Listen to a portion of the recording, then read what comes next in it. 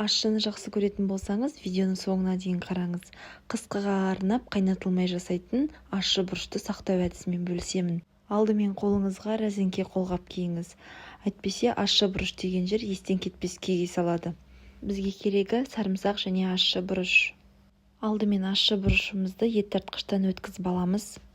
Артынша сарымсақты да, яғни чесногымызды ет тартқыштан өткізіп дайындап аламыз. Бөлек бір ыдысты алып, сарымсағымыз бен бұрышымызды үсті-үстіне саламыз. Дәміне қарай тұзын салып, жақсылап араластырамыз. Тәбетіңізді ашатын бұл ащы бұрышты осы әдіспен сақтап алуға кеңес беремін. Ащыны жақсы көрмейтін болсаңыз да, аз мөлшерде қолдансаңыз, тәбетіңізді ашпай қоймайтыны анық. Егер көп мөлшерде қолданып байқаусызда жеп қойсаңыз, көзден жас, маңдайдан тер шығаратыны анық. Сондықтан ескертпеді демеңіз.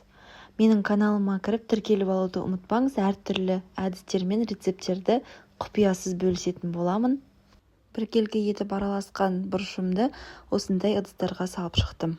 Дайын болған бұрыштарды тоңазытқышта сақтай берсеңіз болады.